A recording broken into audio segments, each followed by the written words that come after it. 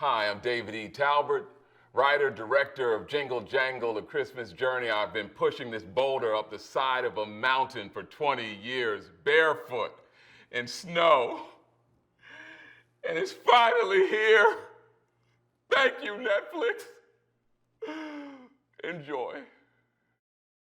Getting Jingle Jangle, A Christmas Journey made was, I started 20 years ago writing this, and I thought it was going to be a Broadway musical, and then my wife, in her infinite wisdom, and anyone who's ever met a woman knows that they are always infinitely wise.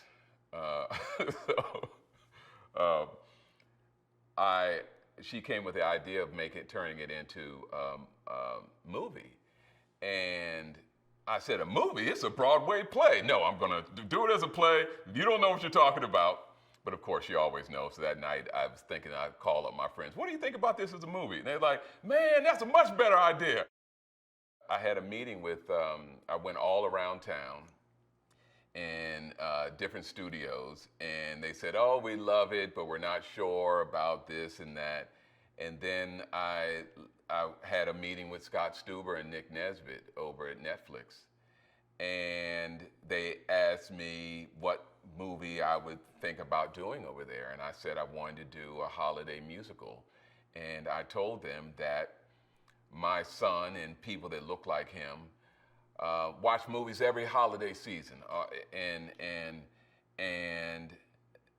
there's never anyone of color. There's never anyone that looks like them.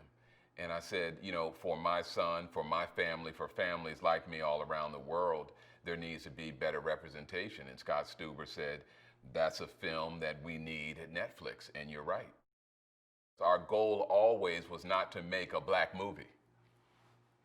Our goal was to make a movie that was universal, that happened to have people of color in it.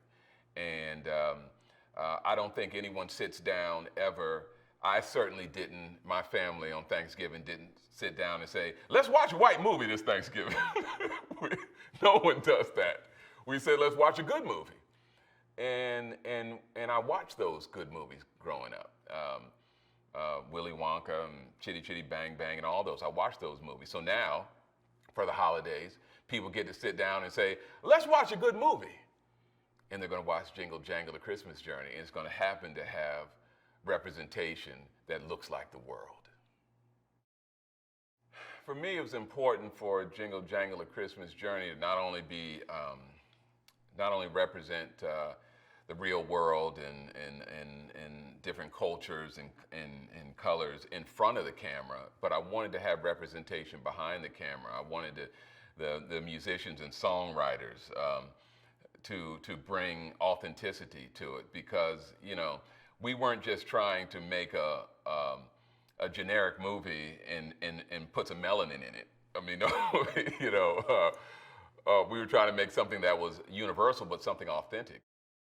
We brought in our hair and makeup designer from London, Sharon Martin, who is legendary, and we brought in our music producer Harvey Mason Jr., you know, multi-Grammy Award winner, and 8-time Grammy Award winner Phil Lawrence to write the songs. And we brought in John freaking Legend to, you know, help produce the movie. And probably more than anything, I brought my wife, who is the most brilliant, the smartest woman that I know, who's been producing my plays and executive producing my films, and this was her first film as lead producer.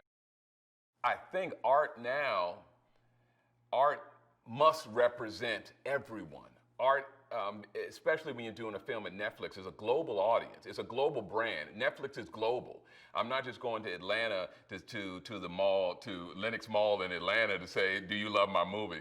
But I'm going around the world. And I think when you do a movie with a global company like Netflix, then it should represent the globe and all the different assets and colors and shapes and sizes that we find in it. I wanted to make a movie that I could sit down with my family, with my son, and watch. And something that reminded me of the movies that I sat down with my family and watched.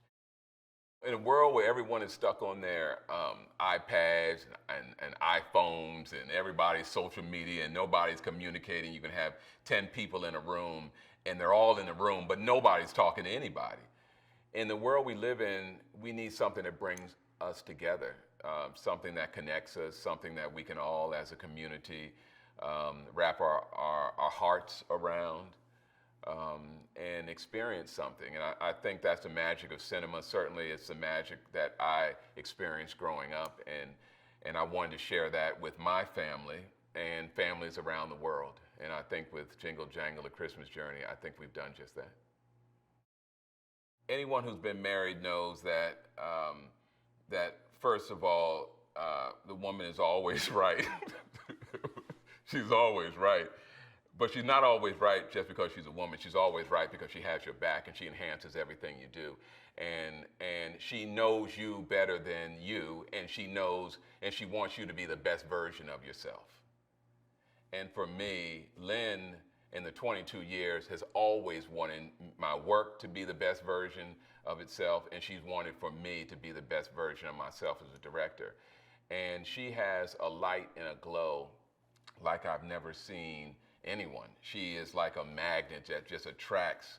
I always say, people love Lynn, they tolerate me. So, and fortunately, she's been the light, the bright light that has shined on my projects. I couldn't be more proud of her with this project as she steps in as lead producer.